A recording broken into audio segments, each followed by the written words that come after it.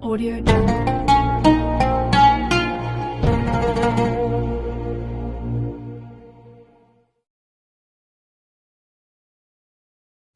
Bismillahirrahmanirrahim. Assalamualaikum warahmatullahi wabarakatuh. Alhamdulillahirabbil alamin wassalatu wassalamu ala rasulillahi wa ala alihi wa sahbihi ajmain, amma ba'd. Kesempatan kali ini saya Amira Zahida dari kelas 7B Santriwati Ponpes Putri Imim Pangkep akan membawakan dakwah singkat, yaitu adab kepada guru. Apa sajakah adab seorang murid kepada gurunya? Adab kepada guru yang pertama adalah hendaknya seorang santri ataupun murid mematuhi perintah gurunya. Di dalam kitab Tazkirus Sami wal Mutakallim yang ditulis oleh Ibnu Jama'ah Asy-Syafi'i disebut bahwa hubungan seorang santri dengan guru itu layaknya hubungan pasien dengan dokter. Begitupun seorang santri apabila ia hendak menghilangkan penyakit bodoh dan akhlak buruk yang ada pada dirinya, maka hendak ia mengikuti ajaran gurunya. Adab kepada guru yang kedua adalah hendaknya seorang santri itu bersabar dengan kerasnya seorang guru. Terkadang seorang guru itu ada yang keras dalam mengajarnya. Namun, apakah ketika guru bertindak keras kemudian kita malah berhenti belajar? Tentu saja jawabannya tidak. Ingatlah bahwa seorang guru dalam mengajar adalah rangka mendidik kita, karena ada kala metode yang keras itu diperlukan agar murid tidak hanya pintar tetapi memiliki jiwa yang tangguh. Sebagaimana yang baru saya sampaikan, bahwa hubungan antara murid dengan guru itu ibarat pasien dan dokter. Apabila pasien tidak sabar dengan metode pengobatan dari dokternya, maka ia tidak pernah akan sembuh dari penyakitnya. Begitu pula santri ataupun murid, ia harus bersabar dengan metode pendidikan dari guru ataupun ustaznya. Selama guru yang mengajar kita tidak bertindak di luar batas syarat dalam mengajar, kita bersabar dalam menghadapinya. Sesungguhnya pedihnya kebodohan lebih menyakitkan dibandingkan bersabar atas kerasnya dalam belajar. Sebagian ulama salaf mengatakan, man lafsyah bir ala zullat talimi bawi ya umurahu fa'am ama yatil jahalati wa man sabara alaihi la amruhu ila azzadun ya wal akhirah, yang artinya barang siapa yang tidak bersabar dengan hinanya belajar, maka bersisalah umurnya dalam kesesatan dan kebodohan. Dan barang siapa yang bersabar atasnya, maka urusannya akan kembali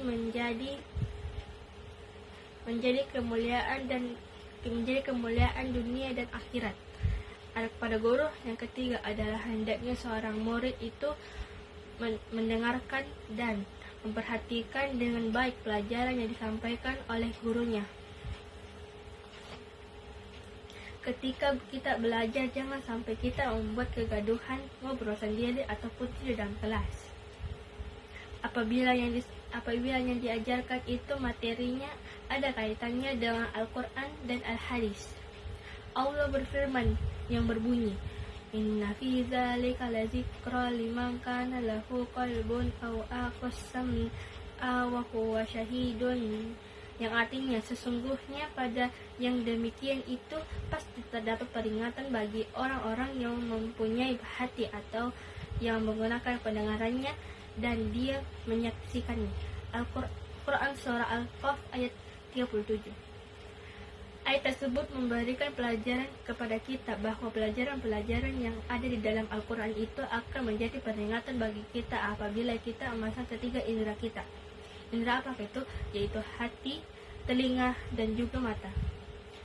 Maksudnya adalah bahwa ketika kita menuntut ilmu, hendaknya kita benar-benar menggunakan hati kita untuk fokus, telinga kita untuk mendengar, serta mata kita untuk memperhatikan pelajaran dengan baik. Kalau kita tidak menggunakannya, lalu bagaimana mungkin pelajaran itu bisa masuk ke dalam hati kita? Ya kan? Nah, oleh karena itu Oleh karena itu, ketika kita belajar, cobalah ditahan mulutnya untuk tidak berbicara. Fokuskan hati dan pikiran kita untuk mendengarkan materi ceramah yang disampaikan oleh ustaz dan ustazah ataupun bapak ibu guru. Tujuan agar pelajaran yang disampaikan dapat masuk ke dalam hati kita dan kita dapat mengamalkan ilmu tersebut dalam kehidupan sehari-hari. Apakah kita tetap mendengarkan materi yang disampaikan atau kita abaikan saja? Jawabannya adalah tetaplah mendengarkan meskipun kita sudah pernah mendengarkan materi ceramah tersebut. Mengapa demikian? Karena itu adalah bagian dari adab kepada ustaz ataupun guru. Kesuksesan mereka dalam penguasaan ilmu telah terbukti dan tidak diragukan lagi. Oleh karenanya, teladan terbaik dalam menuntut ilmu dalam para ulama salaf. Adab kepada guru yang keempat adalah hendaknya seorang santri itu banyak bersyukur kepada guru yang telah mendidiknya dan mengajarnya. Sebagai seorang santri yang beradab, kalian harus memahami dan menyadari bahwa segala yang diberikan oleh guru kepada kita berupa pendidikan, pengajaran, dan juga perhatian adalah nikmat dari Allah SWT.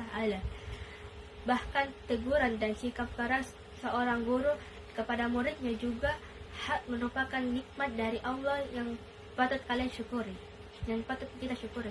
Seandainya seorang guru tidak pernah memberikan peringatan keras kepada murid ataupun santrinya, maka justru itu akan menjerumuskan murid tersebut ke dalam keburukan.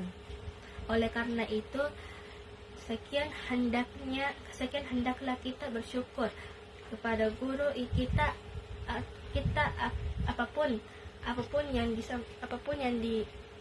yang diberikan oleh para guru kepada kita semua, entah itu pemberian ataupun perlakuan yang menurut kalian menyenangkan ataupun tidak menyenangkan, maka syukurilah hal tersebut. Demikian dakwah saya sampaikan, kurang dan lebihnya mohon dimaafkan jika ada salah kata dan salah tersebut. Akhirul kalam, summa syukran. Wassalamualaikum warahmatullahi wabarakatuh.